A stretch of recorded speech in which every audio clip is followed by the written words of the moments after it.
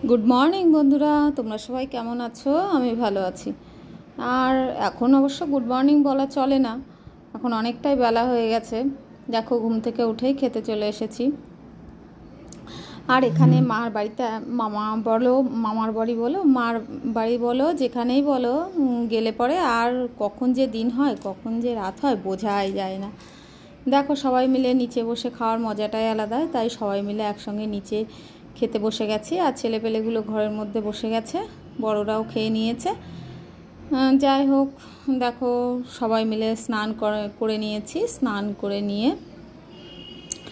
এখন পরের দিন আজকেই ছিল রাখি বন্ধন অনুষ্ঠান, তো রাখি বাঁধতে চলে এসেছি।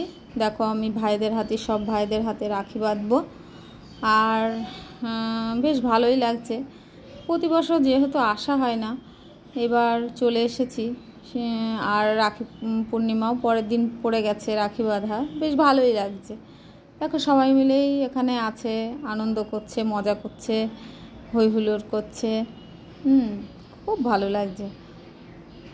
তো ভাইকে দেখো রাখি বেঁধে মিষ্টি খাইয়ে দিলাম। আর ভাইফোঁটাতেও আসা হয় না। তারপরে দেখো সবাই মিলে এখানে বসে পড়েছি। আমার পরে মেয়ে বাঁধবে, মেয়ের পরে বোন আছে, ও করবে। দেখতে দেখতে আনন্দের অনুষ্ঠানগুলো না কখন যে দেখতে দেখতে হয়ে যায় বোঝাই যায় না।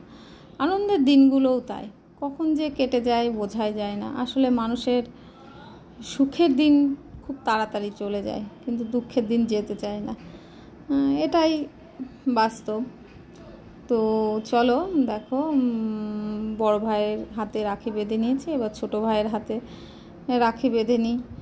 তো তারপরে দুপুরের খাওয়া দাওয়া আছে। খাওয়া দাওয়া করে আবার ভাবছি এখানেই মনসা পুজোর মেলা হয়, তো একটু মেলা দেখতে যাব, দেখি কত দূর কী হয়।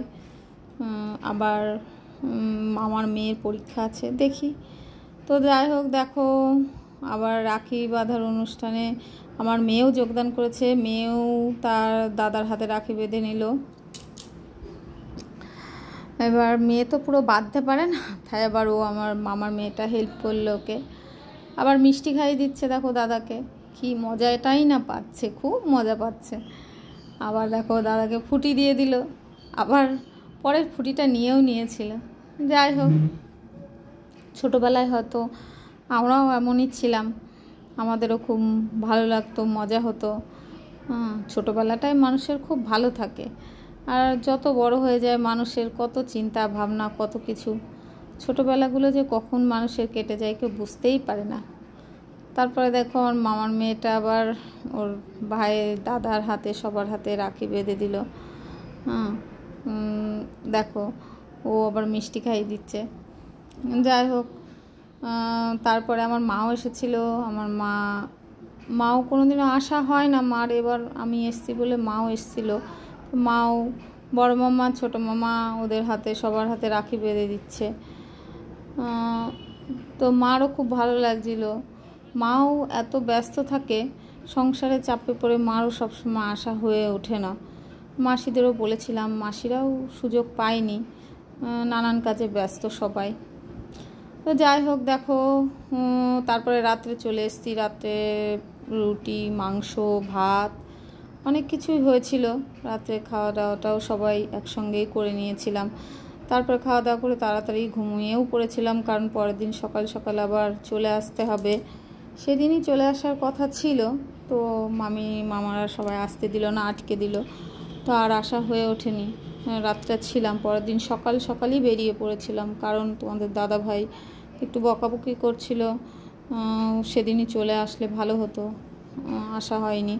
দেখো মনটা খুব খারাপ, আস্তে আস্তে সমস্ত গাছগুলোকে দেখছিলাম।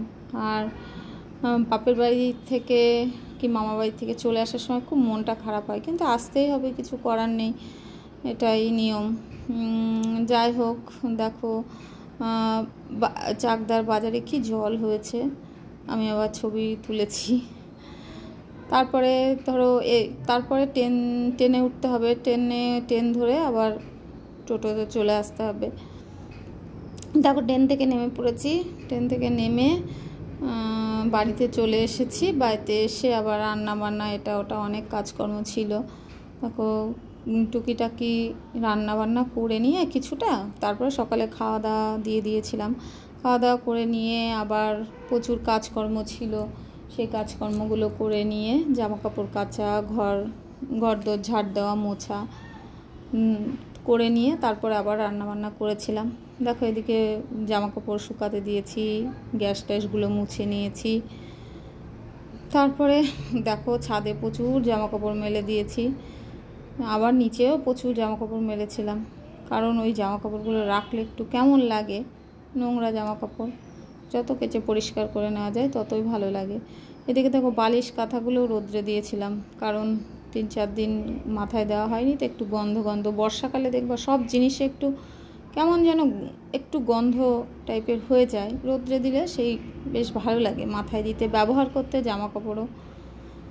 যাই হোক, চলো দুপুরবেলা খেয়ে দিয়ে একটু শুয়ে নিয়েছিলাম। তারপরে আবার সন্ধ্যাবেলা উঠে সন্ধ্যা টন্ধা দিয়ে চাটা খেয়ে নিয়ে আবার রুটি করতে চলে এসেছি। বাবা শ্বশুরমশাই খাবেন, তাড়াতাড়ি দিয়ে দেবো। ওদিকে মেয়ের ভাত করে নিয়েছি। যাই হোক বন্ধুরা, আমরাও খেয়ে দিয়ে শুয়ে পড়বো, আজকে প্রচুর ক্লান্ত।